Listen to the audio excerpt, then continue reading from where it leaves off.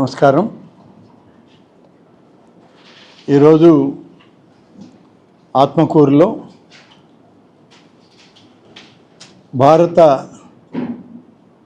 రాజ్యాంగ నిర్మాణకర్త, భారత రాజ్యాంగాన్ని రచించి ఈ దేశ సర్వతోముఖానికి దోహదపడి భారతదేశంలో ఉన్నటువంటి వెనుకబాటుతనంలో నిమ్న జాతులుగా వేరు కాబడ్డటి వాళ్ళందరికీ కూడా ఒక రాజ్యాంగ భద్రతను కల్పించినటువంటి మహనీయుడు.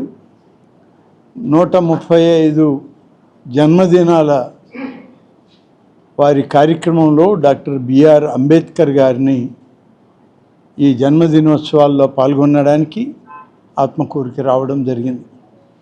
ముఖ్యంగా మీ అందరికీ తెలుసు, 2011 అంటే దాదాపుగా 16 సంవత్సరాల క్రితం, అప్పుడు నేను ఆత్మకూరులో ప్రజాప్రతినిధిగా ఉన్నప్పుడు డాక్టర్ బాబాసాహెబ్ అంబేద్కర్ గారి యొక్క విగ్రహం సరైనటువంటి పరిస్థితుల్లో లేనప్పుడు, అప్పుడు ఇక్కడ ఉన్నటువంటి అనేక మంది అంబేద్కర్ గారి అభిమానులు, వారికి సేవకులుగా పనిచేసినటువంటి అనేక మంది వచ్చి మంచి విగ్రహం మంచి స్థలంలో కావాలి అని అడిగితే ఆనాడు కాంస్య విగ్రహాన్ని తెచ్చి స్వంత నిధులతో అక్కడ ఏర్పాటు చేయడం జరిగింది. ఆ తర్వాత మళ్ళీ 16 సంవత్సరాల తర్వాత ఆ మహనీయుని యొక్క జన్మదినంలో పాల్గొందామని వస్తే 16 సంవత్సరాల క్రితం పెట్టిన విగ్రహం ఎలా పెట్టామో అలా ఉందే తప్ప దానికి ఒక మండపాన్ని నిర్మాణం చేయాలని కానీ ఆయన పేరుతో ఏవైనా కొత్త కార్యక్రమాలని నిర్మాణాలను తీసుకురావాలని మధ్యలో ఉన్నటువంటి ప్రజాప్రతినిధులు ఎవరూ పనిచేయలేదు. దురదృష్టం అది. ఇవాళ వాళ్ళని నేను తప్పు పట్టడం కాదు, కానీ డాక్టర్ బిఆర్ అంబేద్కర్ గారి పేరుతో అంబేద్కర్ భవన్ నిర్మాణం చేయాలని చెప్పి ఇవాళ నిర్ణయించడం జరిగింది. దానికి స్థలాన్ని సేకరించి స్థలం ఇవ్వమని కూడా మన ఆత్మకూరు రెవెన్యూ డివిజనల్ అధికారికి సూచించాం. అలాగే ఈ యొక్క మున్సిపల్ పరిధిలో ఏదైనా పార్కులు కొత్తవి వచ్చినా, లేదైనా కొత్త రోడ్ల నిర్మాణాలు వచ్చినా దానికి అంబేద్కర్ గారి పేరు పెడితే బాగుంటుందనే సూచన కూడా రావడం, దాని మీద కూడా చేయాలనేటువంటి నిర్ణయాన్ని ఈరోజు ప్రకటించడం జరిగింది. ఇది అంబేద్కర్ గారికి ఏదో మనం చేస్తున్నటువంటి సేవ కాదు, లేకుంటే మనమిస్తున్న గుర్తింపు కాదు. ఇది ఆయనకి మనం సమర్పించేటువంటి నిజమైన నివాళి. ఆయన చేసినటువంటి దానిలో అనేక జాగ్రత్తలు, అనేక భద్రతలు, ఈ రాజ్యాంగం పటిష్టవంతంగా భారతదేశంలో ఇవాళ ఉన్నది అని అంటే ప్రపంచ దేశాలే ఇవాళ అనేక రకాలుగా తిరుగుబాట్లు, జొరబాట్లు, ఆర్థికపరమైన నష్టాలు ఎన్ని జరుగుతున్నా ఇంత దురదృష్టకరమైనటువంటి విధ్వంసకర పాలన గడిచిన 5 సంవత్సరాల్లో చూసాం జగన్ రెడ్డి గారి నాయకత్వం. అందుకని ఈ ప్రభుత్వం అధికారంలోకి వచ్చింది. ఇది తెలుగుదేశమే కాదు, తెలుగుదేశంతో జనసేన,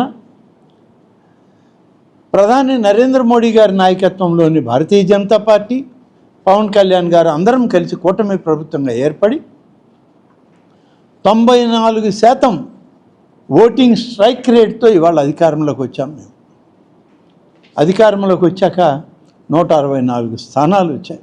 175లో 11 మాత్రమే మాకు లేవు. ఆ 11 కూడా ఇవాళ ఎన్నికలు పెడితే మళ్ళీ ఆ 11 కూడా కూటమిది. అటువంటి పరిపాలన నుంచి విముక్తమించి ఆ విముక్తి పడిన తర్వాత ఇవాళ తిరిగి అమరావతిలో ఒకటొకటిగా ఇవాళ ప్రారంభించుకుంటున్నాం పనులు. దాదాపు రాజధాని సంబంధించినటువంటి నివాసయోగ్యమైనటువంటి ఇండ్లు, అధికారులకు నివాసాలు, న్యాయవాదులకి, న్యాయ నిర్ణేతలకు కావాల్సినటువంటి గృహాలు ఇవన్నీ నిర్మాణం జరుగుతూ ఉన్నాయి. ఎక్స్ప్రెస్ వేలు, అలాగే బైపాస్ రోడ్లు, ఇలా అనేక రకాలుగా అమరావతి అభివృద్ధికి ఇవాళ పనిచేస్తున్నాం. ఈ అమరావతిని కూడా మూడు ముక్కలు ఆటాడాడు పెద్ద మనిషి. విశాఖపట్నం అన్నాడు, కాసేపు విజయవాడ అన్నాడు, కాసేపు విజయవాడ గుంటూరు మధ్య అన్నాడు, లేకపోతే కర్నూలు అన్నాడు, తిరుపతి అన్నాడు. ఎక్కడా లేదు 5 సంవత్సరాలు. ఇప్పుడు వచ్చి మా వి గన్ అన్నాడు. ఈ మా వి గన్ అంటే ఏమి గన్నో తెలియదు. బహుశా ఆయనకి తెలిసిన గన్ను గురించి కానీ ఆలోచిస్తే ఒక మారణాయుధం, లేకుంటే ఎవరైనా ప్రాణహాని ఉన్నప్పుడు తమ ప్రాణ రక్షణ కోసం వాడేటువంటి ఆయుధం. ఇప్పుడు ఈ గన్ ఎవరి కోసం? ఆయనకేమీ ప్రాణాపాయం లేదు, ఆయన వల్ల ఇతరులకు ప్రాణాపాయం. తండ్రి దగ్గర నుంచి, చిన్నాన్న దగ్గర నుంచి అనేక మందికి ప్రాణాపాయాల్లో బతికారు, బతుకుతున్నారు, కాలం చేశారు. ఇవన్నీ ఇతరుల మీద రుద్దారు. ఇప్పుడు గన్ కల్చర్ కావాల్సి వచ్చింది ఆ జగన్ రెడ్డి గారికి.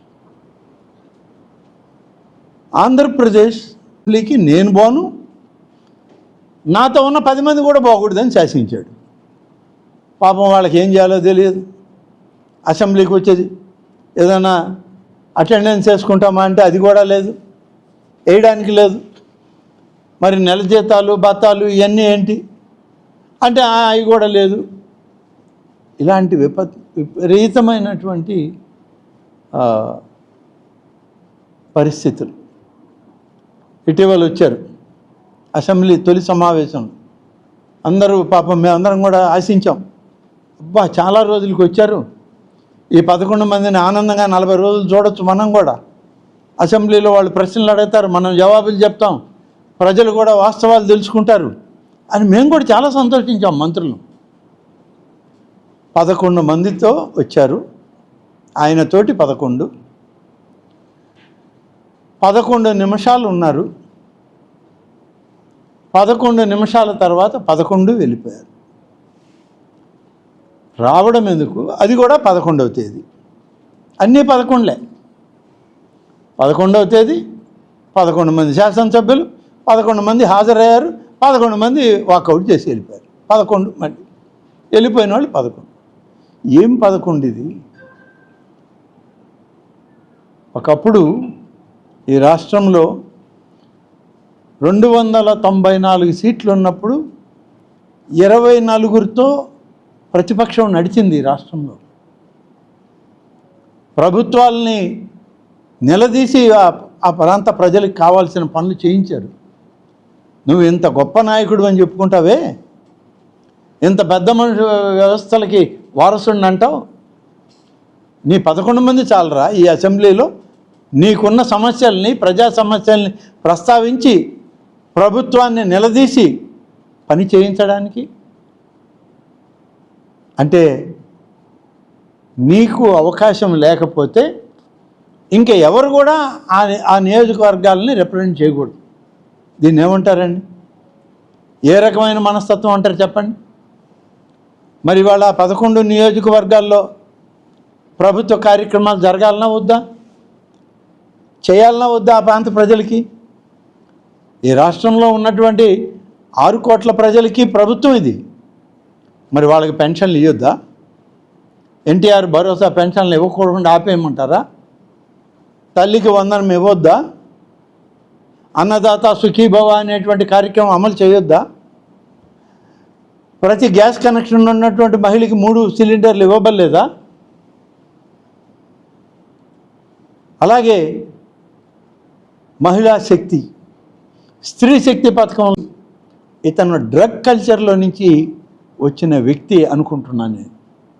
ఎప్పుడైతే ఈ డ్రగ్ కల్చర్లో ఉన్నవాళ్ళు స్థాయి కోల్పోతారు, వాళ్ళు మనస్థిమితం ఉండదు. వాళ్ళకి ఎంతసేపు చీమని ఏనుగు అంటారు, ఏనుగుని చీమ అంటారు. ఏదైనా సరే ఈ సమాజంలో ఉన్నటువంటి వైరుధ్యమైనటువంటి పాత్రలు పోషిస్తూ ఉంటారు డ్రగ్ కల్చర్ ఉండేవాళ్ళు. మాదక ద్రవ్యాలు సేవించే వాళ్ళు కూడా ఇంత హీనాతిహీనంగా తమ నిజ జీవితంలో ఉండరు. కానీ ఈ ప్రబుద్ధుడు మరి రాష్ట్రానికి ఎలా వచ్చాడో, ఎలా అధికారానికి వచ్చాడో వెళ్ళాడు, ప్రజలు తిరగనంపించారు. పోయినవాడు ఏమైనా గమ్మున ఉంటాడా? ఏడన్నా పబ్జీ ఆడుకుంటా అది చేయడు. మళ్ళీ నెల్లూరుకు వస్తానంటాడు. ఇప్పుడిప్పుడే ఒక్కొక్క పరిశ్రమ ఒక్కొక్క రాయి పెట్టి నెల్లూరుని అభివృద్ధి చేసుకుంటూ ఉంటే దీన్ని నాశనం చేద్దామని మళ్ళీ తయారయ్యాడు. ఇక్కడెందుకు పెట్టాలా, అక్కడెందుకు పెట్టాలా అంటాడు. ఎక్కడ పెడతామండి? సముద్రానికి కావాల్సిన జట్టీలు ఎక్కడ కట్టాలో సముద్రపు అంచుల్లో కట్టాలి, అంతేగాని కడప జిల్లాలో కట్టలేం కదా. పులివెందుల్లో ఏమైనా జట్టి కడతామా? జరిగే పనేనా? నేను అందుకని ఒక విభిన్నమైనటువంటి మనస్తత్వం కలిగినటువంటి వ్యక్తిత్వం, ఇలా సమాజంలో కుటుంబం కూడా వదిలేసిన వ్యక్తి.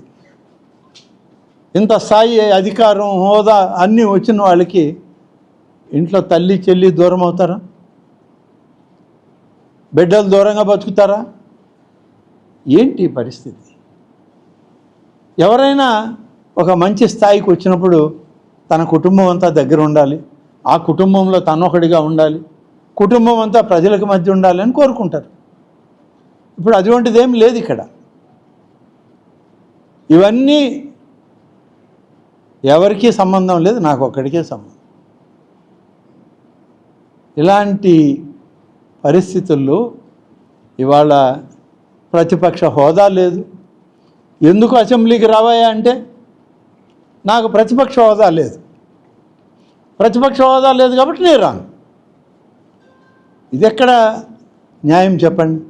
ఓట్లు వేసింది ఎవరు? చంద్రబాబు నాయుడా? లేకుంటే స్పీకర్ అయ్యన్న పాత్రుడా? కాదు కదా. ఈ రాష్ట్ర ప్రజానీకం ఓటేసింది. నీకు ఇచ్చిన ఓట్లు 6%, 8%. 92 నుంచి 94% ఓటింగ్ ఇవాళ కూటమికి ఇచ్చింది ప్రజలు. కూటమి ప్రజలు ఓట్లేసి 164 సీట్లు వాళ్ళకి ఇస్తే నీకు ఇచ్చిన 11 సీట్లకు ప్రతిపక్షం ఎలా వస్తుంది? ప్రతిపక్షం హోదా రావాలి అంటే 175లో నీకు కనీసం 20 పైన ఉండాలి. అవి కూడా తెలియకపోతే లెక్కలు నీకు ఎట్లా? రాజధాని మార్చడానికి ఎవరికి సాధ్యం?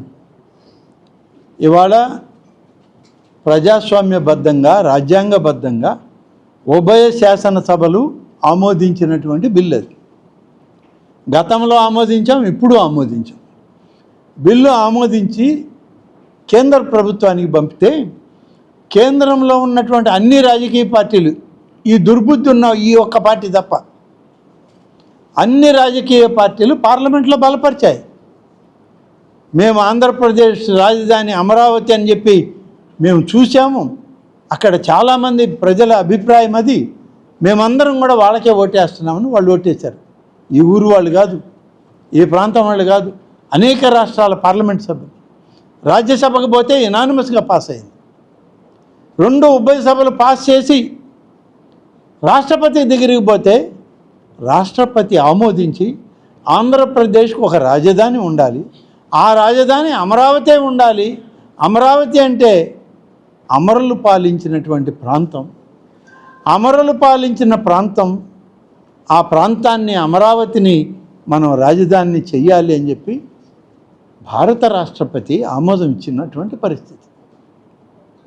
అటువంటి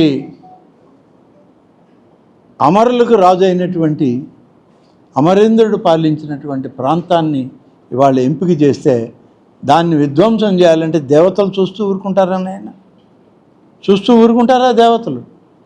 దేవతలు ఊరుకోరు. అయితే దేవతలు ఎక్కడున్నారు, ఎప్పుడు కనపడ్డారు నీకు అంటారు. దేవతలు మాకు కనపడరు. దేవతలు ఈ రాష్ట్ర ప్రజానీకంలోకి వచ్చి వాళ్ళ ద్వారా మీకు బుద్ధి చెప్తారు. ఒకసారి చెప్పారు, కాదంటారు, మళ్ళీ ఇంకోసారి చెప్తారు. ఈ దఫా అది కూడా ఉండదు, 11 కూడా పోద్ది. అప్పుడు ప్రతిపక్షం కావాలని అడిగే పని కూడా లేదు మీకు. ఇటువంటి మహత్తరమైనటువంటి పరిస్థితి, ఇన్ని రకాలుగా మేలు కలిగే పరిస్థితి. ఒకవైపు పోలవరం ప్రాజెక్టు పూర్తవుతుంది, మరొక వైపు అమరావతి పూర్తిగా వస్తుంది, అంద్రీనీవా ప్రాజెక్టు పూర్తయింది, వెలుగొండ ప్రాజెక్టు పూర్తి చేసి ఈ సంవత్సరం నీళ్లు ప్రకాశం జిల్లాలో మెట్ట ప్రాంతాలకి మన ఉదయగిరి మరిపాడు మండలాల దాకా నీళ్లు తీసుకురావాలని ప్రాజెక్టులు ఇవన్నీ అవుతూ ఉంటే, నీ హయాంలో కొట్టుకుపోద్దామని భయపడి చచ్చిన సోమశల ప్రాజెక్టు రిపేర్లు మొదలుపెట్టి మేము పనులు చేస్తూ ఉంటే మీరు ఏం చెప్పడానికి వస్తున్నారు ఇప్పుడు మా కాడికి? ఏమి చెప్పడం లేదు, ఉన్నది మళ్ళీ విధ్వంసం చేయడానికి వస్తున్నారు. అంటే ఏదైనా సరే మా ఆలోచన విధ్వంసం, దుర్మార్గం, ఇది తప్ప ఇంకోటి లేదు, వాళ్ళ ఆలోచన లేదు. లేకుంటే గన్ ఏందయ్యా? గన్ చెప్పండి, గన్ ఎందుకు మనకి? నా దగ్గర 4 గన్లు ఉన్నాయి, అయ్యా ఆర్మరీ షాప్లో పెట్టి ఇప్పుడు 7 ఏళ్ళు అయింది. నాకేం పని గన్తో? మా నాయన గన్ ఒకటి, మా అన్న గన్ ఒకటి, ఇటు వచ్చినాయి నాకు. ఆ వచ్చిన గన్లన్నీ ఆడ పెట్టే షాపులో. లేదంటే రోజు ఆ గన్లు పెట్టుకొని నేను తిరిగితే జనం నన్ను రానిస్తారు ఇళ్లల్లోకి. సాలిపోవా, అది ఆడిన పొరపాటును పేలితే మాకెందుకు తగలదు ఈ గుండె, నీ గుండె మాకు తగిలే అంటే? నాకు రక్షణ ఇచ్చే గుండ్లు వేరే ఉన్నాయి, ప్రభుత్వం ఇచ్చింది 5 ఆలవా, ఈ గుండ్లు ఎందుకు మళ్ళా? అందుకని నేను హైదరాబాద్లో అంగట్లో పెట్టి ఉన్నాయి. కాబట్టి ఈ గన్లు, మాఫియాలు, ఈ డాన్లు పనికిరారు, ఏమీ లాభం లేదు. ఇంకొంచెం సమయం ఎందుకులే, ప్రశాంతతని మనం చెడగొట్టడమని ఆలోచిస్తున్నాం తప్ప, లేకుంటే వీళ్ళు ఒకరికి లెక్క అండి. ఎవరికన్నా వీళ్ళు మగాళ్ళు, ఎవరికన్నా ఎక్కువ మీసాలు ఉన్నాయి వాళ్ళకి చెప్పండి, ఎవరికన్నా ఎక్కువ మీసాలు ఉన్నాయి వాళ్ళకి? మాకు లేవా మీసాలు గడ్డారు, మేము తిప్పమా పైకే? ఇవన్నీ పిచ్చముండ అడుగులు, పిచ్చ చేష్టాలు చేస్తూ ఉంటారు. ఎప్పటికైనా బుద్ధి తెచ్చుకొని మీ ఇళ్లల్లో మీరు ఉండండి ప్రశాంతంగా, మీ జోలికి ఎవరు రారు. మీరు రోడ్లల్లోకి వచ్చి మేము కత్తి తీస్తామంటే అప్పుడు ఏం తీస్తారో యువతల పక్క కూడా తీసి చూపిస్తారు. మీరు ఊరిని కర్ర స్వాము, కత్తి స్వాము అంటే కుదరదు నాయన. ఏడు కూడా అన్ని స్వాములు తెలిసిన వాళ్ళమే మేము కూడా. మా దగ్గర ఏదో గొరవ సొరవ చిన్న చిన్న ఎల్కేజీ యూకేజీల్లో నేర్చుకుపోయిన వాళ్ళు మీరు. ఏడ మేము పీజీలు చేసిన వాళ్ళం ఉన్నాం. కాబట్టి మీరు మీ వ్యవహారాలు పక్కన పెట్టి ప్రశాంతంగా 3 ఏళ్ళు ఇళ్లలో ఉండండి, కుటుంబాలతో హాయిగా గడపండి. మా పరిపాలన చూసాక అప్పుడు ప్రజలు మళ్ళీ మమ్మల్ని ఆదరించేటప్పుడు కాదనండి, చెక్కతో కొడతారు మిమ్మల్ని, సరిపోదు. Okay, right, thank you.